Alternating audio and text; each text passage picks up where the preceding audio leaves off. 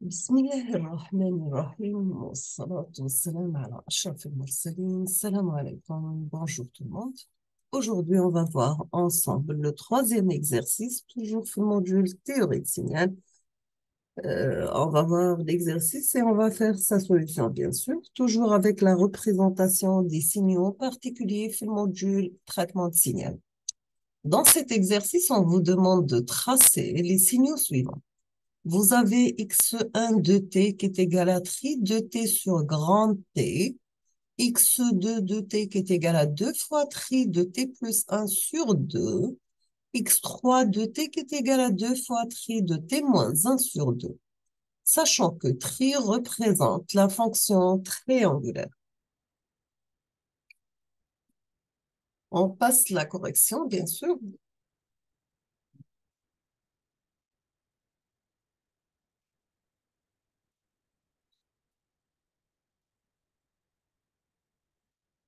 Donc ça, c'est la solution de l'exercice 1 et 2.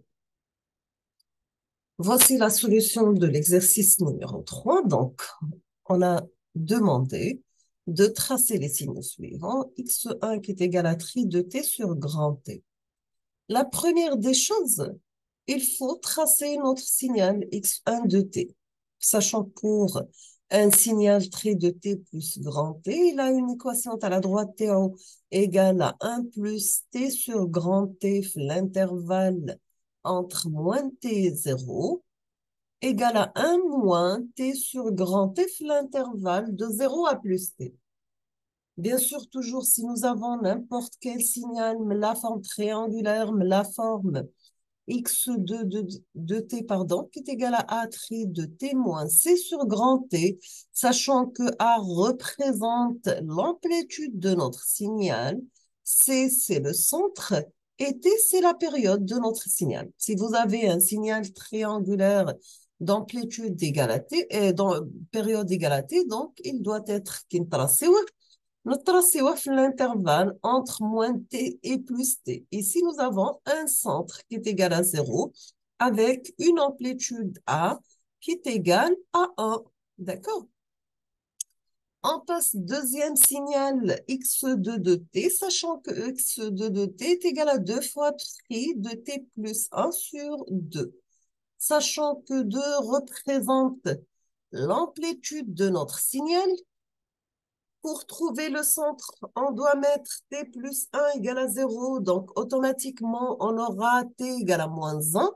C'est le centre de notre signal. Comme vous voyez ici, donc, c'est un signal d'amplitude égale à 2, centré في moins 1. Sa période égale à 2. Donc, on va, madame, c'est la partie négative de notre signal. Donc, si on veut tracer la période t, donc ça sera la période T va être comprise entre moins 2 et 0. Il faut que la durée totale de notre signal égale à 2. D'accord? On a terminé avec x2 de t. On passe maintenant à x3 de t. Quelle est la formule de x3 de t? Donc, nous avons x3 de t qui est égal à 2 tri de t moins 1 sur 2, sachant que 2 représente l'amplitude de notre signal. Nous avons t moins 1 égale à 0, automatiquement t égale à 1, c'est le centre. Et t égale à 2, c'est la période de notre signal. Donc, voici sa représentation. Donc, vous avez de droite une croissante et l'autre décroissante.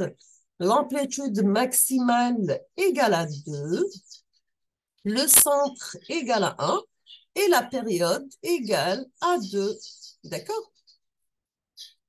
On a terminé avec X3. Je vous propose, comme la fois passée, d'autres exercices à réfléchir et on va tracer, et je vais proposer, pardon, on va tracer les signaux Hedem dans la prochaine vidéo, Inch'Allah. Donc, dans cet exercice, on vous demande tout simplement de tracer les signaux suivants. Vous avez x1 de t qui est égal à t sur la valeur absolue de t. Donc, x1 de t égale à t sur la valeur absolue de t. Deuxième signal, x2 de t qui est égal à a Dirac de t. A Dirac de t. Donc, x2 c'est égal à a Dirac de t. On passe à x3. Donc, vous avez x3 de t qui est égal à a Dirac de t moins 2. D'accord? X3 qui est égal à a Dirac de t moins 2. X4 de t est égal à a Dirac de t moins 2 plus b Dirac de t plus 2, sachant que Dirac de t, c'est l'impulsion de Dirac. D'accord? Donc, on va faire l'exercice rapidement, mais je vais proposer un autre exercice. Dans cet exercice, on vous demande aussi de trouver l'expression des signaux suivants. D'habitude, on vous demande de tracer les signaux avec une représentation graphique et on vous donne l'équation mathématique. Cette fois-ci, c'est l'inverse. On vous donne la représentation graphique et on vous demande de trouver l'expression mathématique du signe. On commence par x1 de t qui est égal à moins 1, l'intervalle entre moins 2 et 0.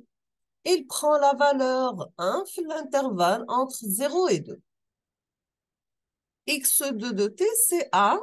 C'est une exponentielle décroissante, mais elle est définie 0 plus l'infini. Donc, pour définir ce signal, on va le multiplier par l'échelon unitaire pour le rendre un signal causal. On passe à x3 de t qui est égal, où là, il prend la valeur plus 1, l'intervalle de moins l'infini à 0, et il prend la valeur moins 1, l'intervalle de 0 à plus l'infini. D'accord? Nous sommes à la fin de la vidéo, donc je vous remercie infiniment pour votre attention. Comme toujours, n'hésitez pas si vous avez des questions. Et à la prochaine vidéo, Inch'Allah, je vais proposer la solution des deux exercices. Je vous souhaite bon courage, bonne chance, beaucoup de succès et à la prochaine, Inch'Allah. Merci beaucoup.